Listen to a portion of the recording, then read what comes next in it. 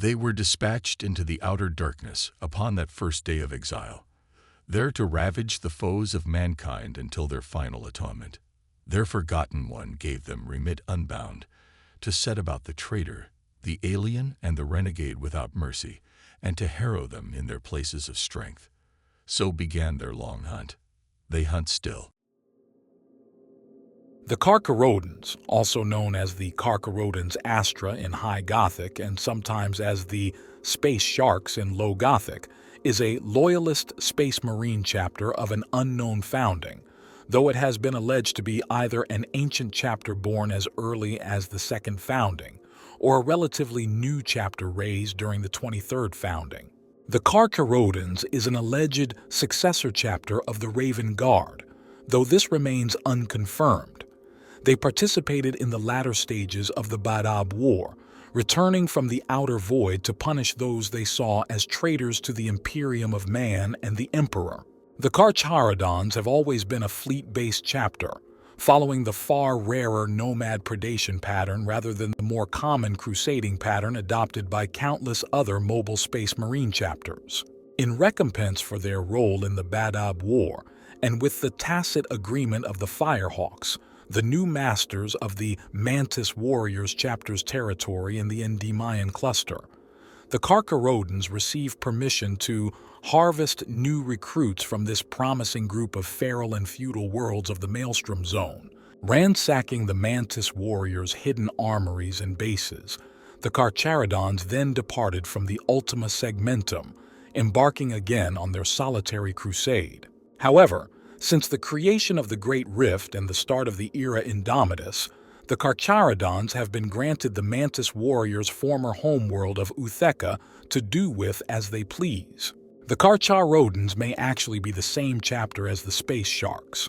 The term Carcharodons might simply be a fragment of their name translated into High Gothic as Carcharodons Astra for that same unit of Astartes.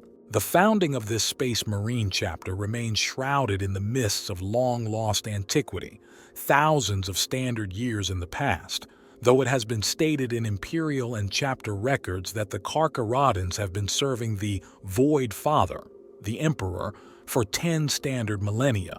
This alone would not be enough to warrant special consideration, but the Carcharodons' mystery has not lessened in recent centuries. Rather, it has grown with each bloody deed and unexpected strike the Carcharodons perform. Now, the very name of this chapter is synonymous with the cold, dark depths of the void and the hungry predators that lurk within. And so the gray-clad came from the outer night, and their jagged maw did swallow the stars, and their black gaze did mirror the void of oblivion. Their pale shadows fell upon the servants of the Sculled One with great fury from the darkness. Unseen is the beast that lurks beneath the black waters, death for death, blood for blood. Thus were the sons of Sanguinius bought respite, and did turn back upon their pursuers, and so were the damned traitors of the false gods driven unto their ruin. The Carcharodons is a mysterious and enigmatic chapter of Astartes, having forged for itself a dark and bloody legend in the minds of those that survived the conflict known as the Badab War. Returning from the black void of space beyond the farthest reaches of the galaxy, as strangers to both friend and foe alike, the Carcharodons sided with the Loyalists against those that would challenge the Imperium of the Divine Emperor. The exact origins of this infamous chapter are hard to pinpoint in Imperial archives, as the Carcharodons have left no records of their activities in recent history. They feature nowhere within the open Imperial records, and likewise the chapter has no officially recorded battle honors. Furthermore, this chapter is often misidentified with other lesser-known chapters operating with similar nomenclatures and symbology, that is, Void Reapers, Blood Sharks, etc. However, sealed and secured records within the Inquisition may shed some light as to the true origins of this chapter. The oldest of these ancient treatises on the wars of the Imperium of Man may be found within the pages of the Mythos Angelica Mortis, written by the savant scribes of the Secretariat Militum of Terra late in the 35th millennium. References are made in this oft vague and incomplete work to a Space Marine chapter identified as the Carcharodon Astra. They were dispatched into the outer darkness upon an endless voyage to ravage the foes of mankind and to set about the traitor, the alien, and the renegade without mercy and harrow them in their places of strength. This text stems from a far older work, now lost, dating back to the unknown era that surrounds the Astropath Wars of the late 32nd and the early 33rd millennia. This is a time now shrouded in myth and allegory, and its true nature has been purged from imperial history so thoroughly that less is known of it than of the Horus Heresy or the Great Crusade.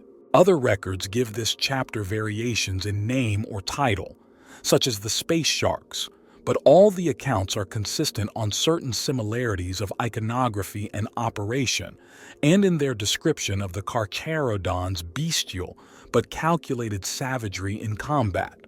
To this chapter was afforded the sacred and unending duty to travel the interstellar night beyond the Imperium's borders, to locate and destroy the enemies of mankind before they could penetrate Imperial space. The only other tantalizing clues to the chapter's origins can be offered up by those few Imperial servants who have had the dubious honor of encountering the enigmatic Carcharodons in the flesh. For the most part, these individuals have been those dispatched to explore the outermost bounds of the galaxy, explorators, rogue traders, and the like. However, beyond these rare encounters recorded in various fragmentary Imperial data vaults, the only information forthcoming on the Carcharodons are the stories of their often bloody deeds across the galaxy. As previously mentioned, what few Imperial records exist about the Carcharodons suggest they are entirely fleet-based, which in turn would suggest they have fundamental differences from most, more conventional Space Marine chapters. Their long isolation may also have an effect on the chapter's war gear. The few starships observed to be serving the Carcharodons were wildly different in design, and even the era of their construction, indicating the chapter likely makes use of whatever vessels it can find and performs extensive modifications and repairs in order to keep them sailing as long as possible. This carries over into the individual battle brothers as well. Those Carcharodons who have been seen often sport arms of ancient providence. They are far more likely to carry weapons such as the ancient Phobos R0, 1-7 pattern bolter, or the Mark V heresy pattern power armor from 10,000 standard years in the Imperium's past, alongside other weapons and gear that span the entirety of that 10 millennium history. Again, it is likely this is a byproduct of the chapter's enforced self-sufficiency. These attitudes seem to apply to the chapter's overall organization. Although anecdotal evidence indicates the Carcharodons roughly conform to the tactical and squad doctrines of the Codex Astartes, this does not carry over to its command structure and company arrangements. Instead, the Carcharodons seem to split their chapter into a number of battle companies designed to operate independently. Each has an augmented auxiliary force of scout marines for reconnaissance and evaluation of the enemy, and a dedicated spearhead of Terminator veterans who serve as the company captain's bodyguard. It seems likely the Carcharodons eschew reserve companies entirely. Those accounts which purport to be of the Carcharodons indicate that they often seem to have abandoned the Codex Astartes prescribed symbols and insignia that signify rank and assignment in a battle company. In their place, the Battle Brothers use a wide range of personal and totemic markings, corresponding with their primitivist tendencies. This is naught but conjecture, however, as again, the Carcharodons are quite unwilling to discuss the intricacies of their chapter's organization. The Carcharodons have been observed to make use of chaplains and librarians, with little deviation from their roles in other chapters. However, apothecaries and tech marines seldom appear outside the Carcharodons' nomad fleet. It's very likely that the Carcharodons recognize the vital role these Space Marines play in preserving and maintaining their chapter's very existence, and keep them on hand whenever possible. These last two cadres may have been held in reserve in the chapter's fleet, a not uncommon practice for fleet-based chapters who spend large periods in isolation. This structure puts the effective strength of each company at around 100 to 120 initiates and 30 neophyte scouts, although the exact size and disposition of the Carcharodons chapter as a whole remains unknown.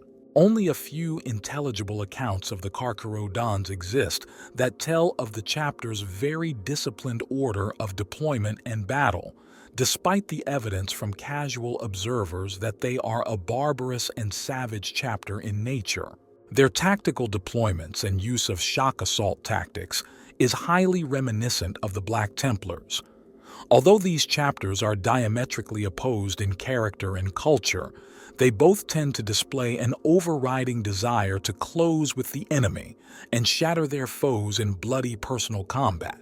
The Carcharodons' order of battle contains several officer positions not present in other Space Marine chapters, though they largely resemble the standard Codex ranks. Shade Lord, Chapter Master. The title of Shade Lord is now used instead of Chapter Master by the commander of the Carcharodons. This title was only known to have been previously used by the exiled Raven Guard commander and former Legion Master Arcus Fal during the Great Crusade. That it is now used by the Chapter Master of the Carcharodons indicates that Arcus Fal may have gone on to be the founder of that chapter. Company Master, Captain. Carcharodons captains are called Company Masters instead. Reaper Prime. A Reaper Prime is an additional title given to a company master.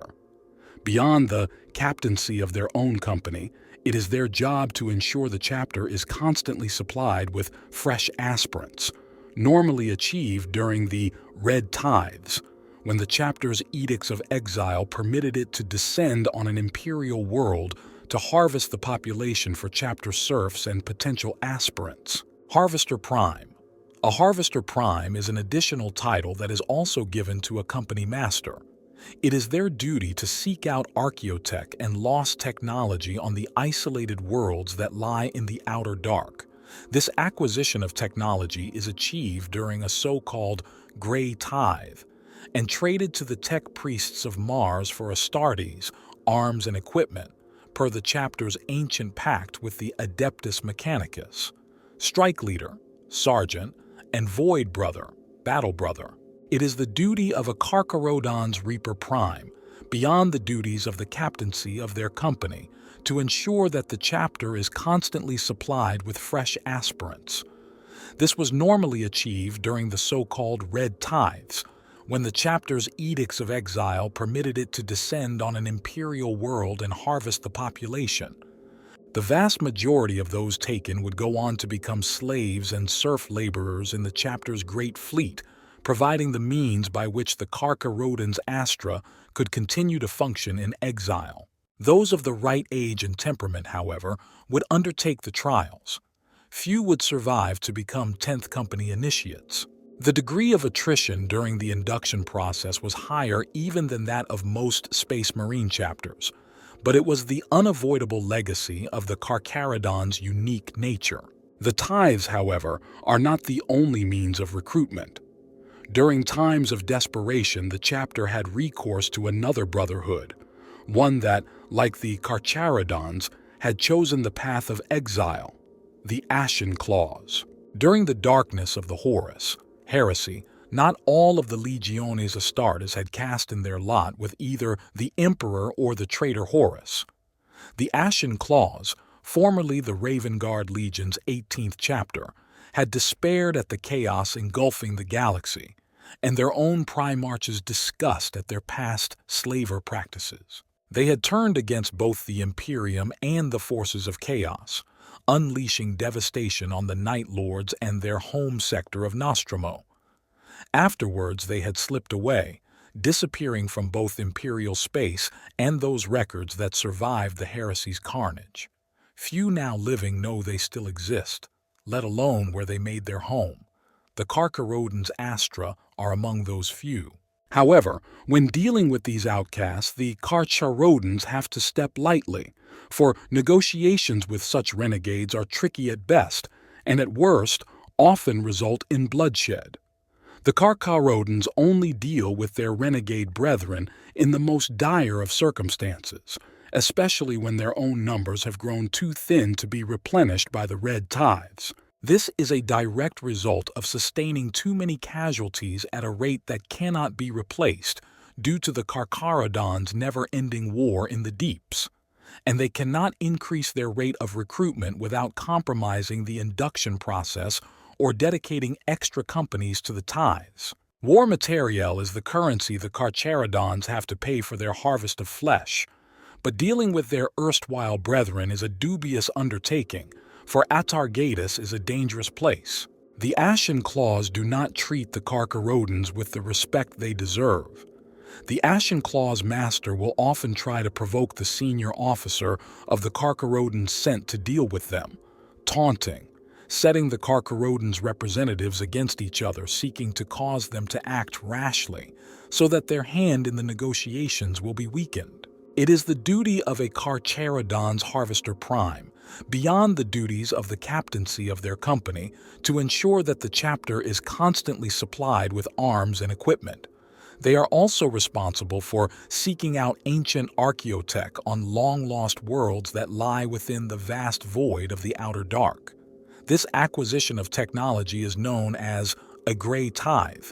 Through ancient pacts with the tech priests of Mars, the Carcharodons trade this lost technology for weapons, power armor, equipment, and even vehicles. In times of desperation, the Carcharodons do not always adhere to the tenets of their ancient pact with the priests of Mars, and will often utilize the Grey Tithes as a means of leverage when negotiating with their renegade brethren from the Ashen Claws for the acquisition of fresh initiates. During the Badab War, the Carcharodons chapter demonstrated a number of highly distinctive traits and trappings that set them apart from their brethren fighting on both sides of that conflict. Their equipment was observed to be of ancient provenance. Much of their arms, vehicles, war gear, and other technology were of designs and patterns that covered the span of the Imperium's breadth and history. Examples include such ancient weapons as the Phobos R0, 1-7 bolter, and the widespread use of Mark V heresy pattern power armor by the chapter's battle brothers. The chapter also seemed to possess an unusual contingent of Terminator armor suits, of which many appeared to be heavily modified or augmented in unorthodox ways to keep them combat-worthy. Do not think you hold the advantage, that we are brought to bay in the open and vulnerable. We stand here by our choice, and while you strive to slay the few of us, our brothers strike unopposed elsewhere. Tactically, during the Badab War, the Carcharodons operated almost exclusively as a rapid strike force, disdaining any kind of protracted engagement whenever possible, preferring to approach their targets either with extreme speed or by stealth, which allowed them to strike with the element of surprise on their side whenever possible. Those few who observe a Carcharodon assault and live would be forgiven for assuming that they are mindless berserkers, unconcerned with tactics or planning. In fact, the Carcharodons rely on a series of tactics that, at their heart, are both simple and reliable. Though the Carcharodons seem both competent and familiar with armored vehicles, the core of their tactics rely on large detachments of mobile Space Marine heavy infantry. In this way, the Carcharodons make use of the bloody prowess of their combat brethren to carry the day in battle. The Carcharodons often endeavor to be the initiator of combat actions and prefer not to fight on the defensive. Tactical operations often begin with a battle company, using its integrated scout marine forces and other reconnaissance units, such as land speeder and bike squads, to probe enemy positions and identify weak points and any target with strategic value. Once identified, the main Carcharodon's forces hit these points with overwhelming attacks, eschewing preparatory bombardments or armored spearheads in favor of complete and overwhelming surprise. They may use drop pods, thunderhawks, or mass teleportation to make these attacks, and the assaulting forces are often a mix of tactical and assault marines, as well as Terminator veterans. Depending on the success of these assaults, the Carcharodons usually follow two responses. If the targeted positions prove well defended, the Carcharodons withdraw. These withdrawals happen almost as quickly as the prior assault, and the Carcharodons fade from the battlefield like ghosts. They patiently reevaluate the strength of the enemy positions, then launch another lightning assault at a different point they perceive to be weak. Eventually, one of these assaults succeeds, and then the Carcharodons press the attack to the hilt. Once they commit fully, they dig deep into the enemy's vitals, endeavoring to do as much damage as possible, especially to vulnerable rear areas, as quickly as possible. At this point, the full fury of the Carcharodons is all too apparent, and little survives this stage of the assault. The Carcharodons prefer fighting at close range, either attacking with point-blank weapons fire or in melee when they have broken through the enemy line. There is one other interesting and somewhat disturbing detail about the Carcharodons' assaults. Their battles are conducted in complete silence. Any commands from the chapter's leaders are transmitted over a locked and encrypted voxnet, and the Battle Brothers abstain from issuing any word or sound to friend or foe. To see such carnage enacted without a word or cry is chilling, to say the least.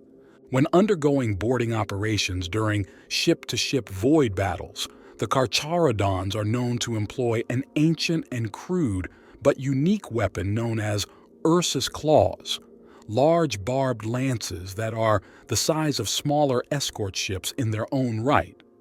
Fashioned like massive harpoons, these massive lances puncture through an enemy vessel's hull, and once impaled, the immense spears become active, locking to their prey's ravaged insides with magnetic strength. With malicious slowness, the Carcharodon vessels can then recall their spears, as the lances ratchet back towards the vessel that fired them, dragging them home on massive chains. Once the doomed vessel is within reach of the Carcharodons, they then disgorge their astartes into the bowels of the impaled enemy ship, and the blooding begins in earnest. This technique was first pioneered during the Great Crusade by the barbarous and bloody-handed World Eaters Legion. Solitary contemplation offers the best opportunity for revelation. Despite their long isolation from the Imperium, the chapter and its battle brothers seem deeply, almost incredibly, loyal. Most of the Carcharodons encountered have shown reverence towards the Imperial Creed and places of Imperial worship. Many also make a habit of carrying devotional items such as prayer scrolls on their war gear. To the Carcharodons' Astra, the Emperor was Rang, the Void Father, sire of the Forgotten One, their unknown Primarch. Like the Carcharodons, his vigilance was eternal, a beacon in the night, the bane of the encroaching shadows. Their chapter had left humanity for the emptiness of the outer dark when he had still walked among mortals, and they would not return until he did so once again. Only with the coming of the Forgotten One could the edicts of exile be overturned, and the chapter's eternal crusade in the darkness be brought to an end. The Carcharodons' Astra are a faithful brotherhood, even by the standards of the Adeptus Astartes.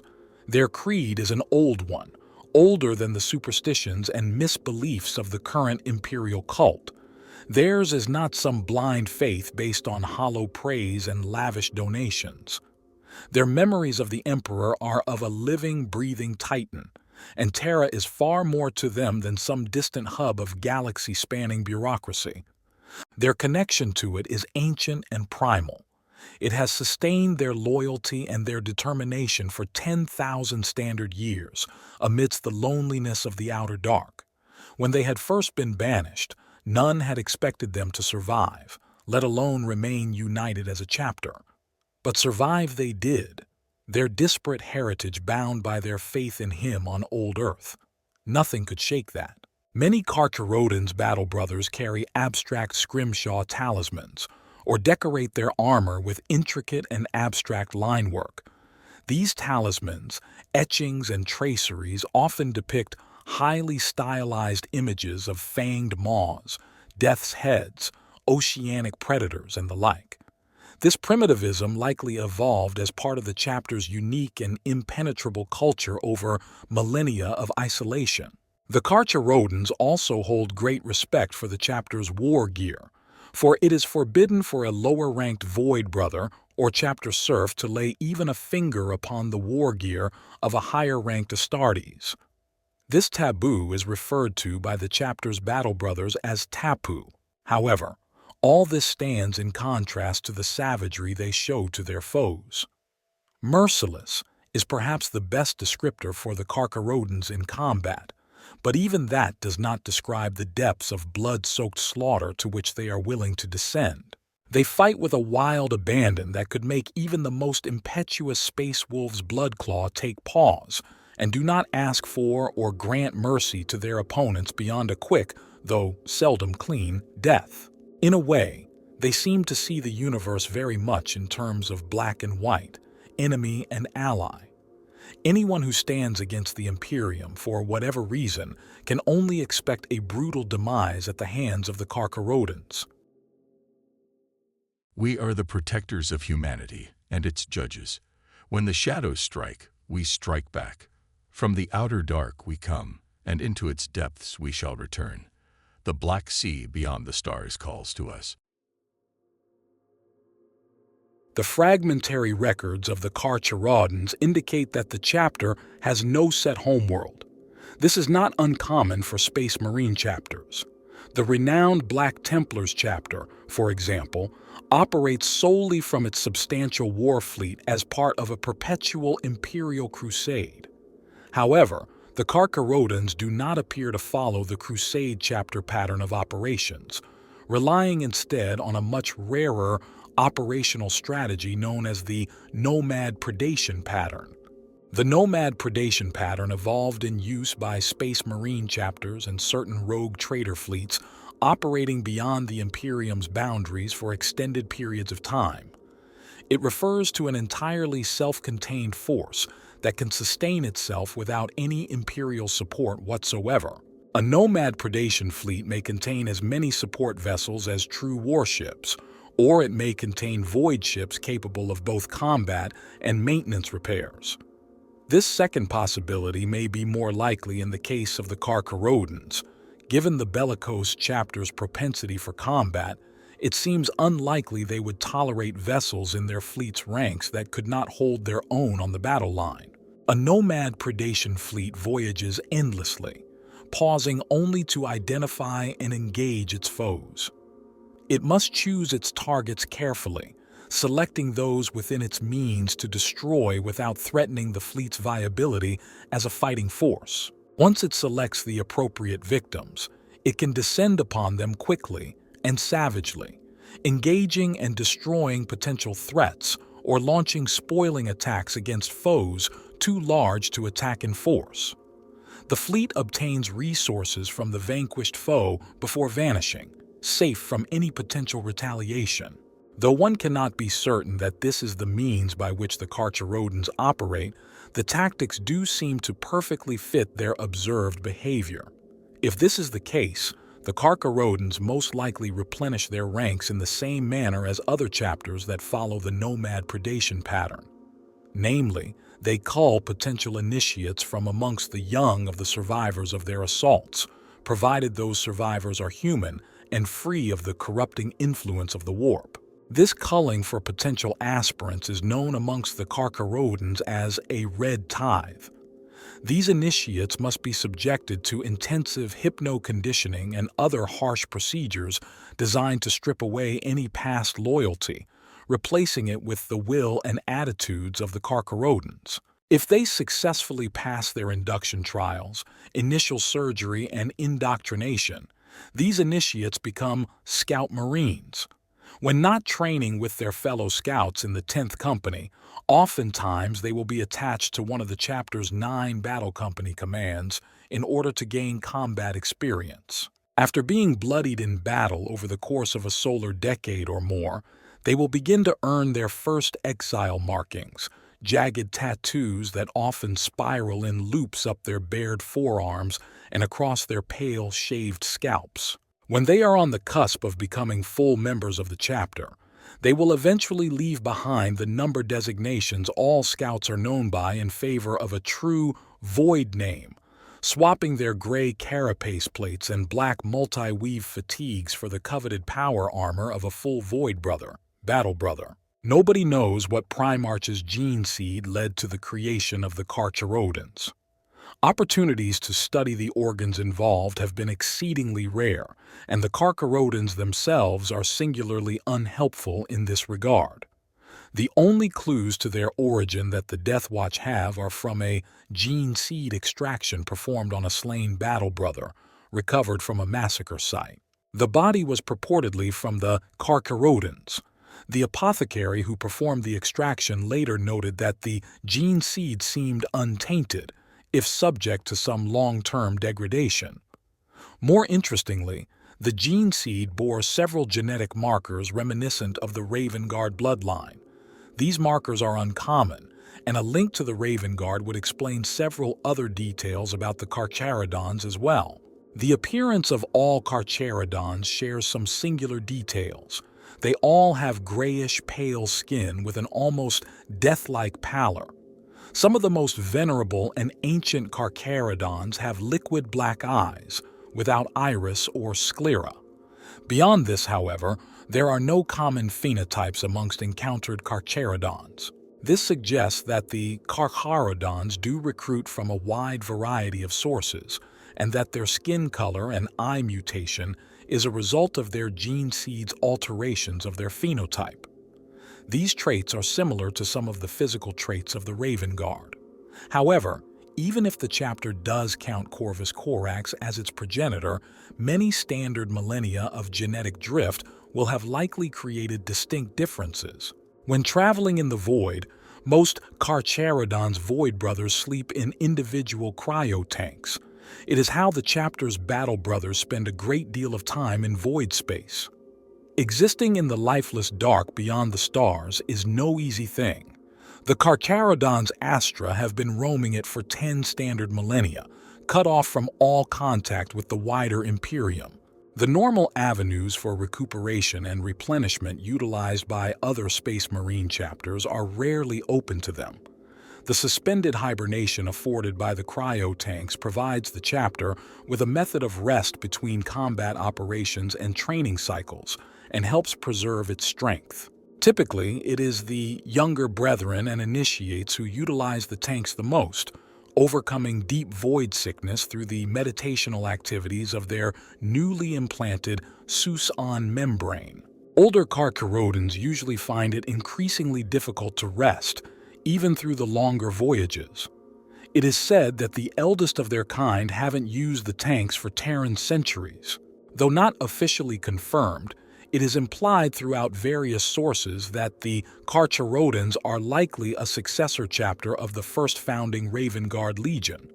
Their origins might harken back to the bygone era of the Great Crusade.